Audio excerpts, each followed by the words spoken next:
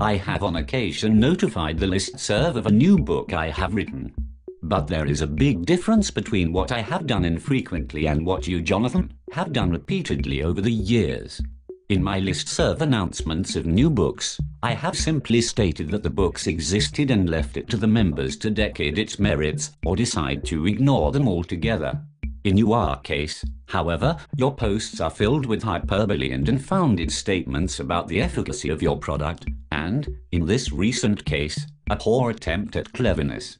As far as my other pronouncements, for example, my blogs or YouTube channel, there is no financial benefit in those posting, but rather my belief, which others may accept or reject, that the information might be of interest to others in the field.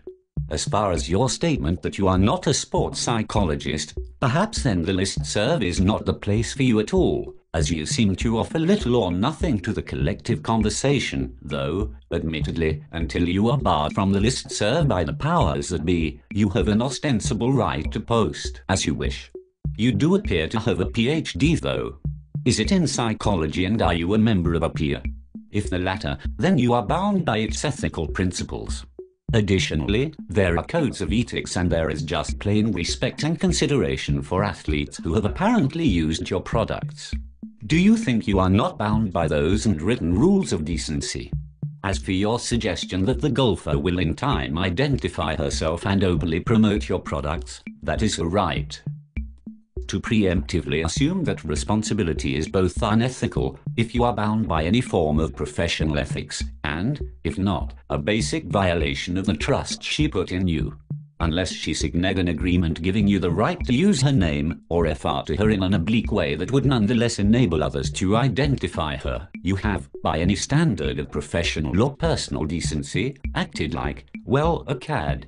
Finally, your offering that good training makes a difference with athletes would be plausible except for the fact that, as Tracy suggested, so many factors go into an athlete's performance that, unless you have conducted a randomized experiment, there is no way to tell WH it helped this golfer become successful.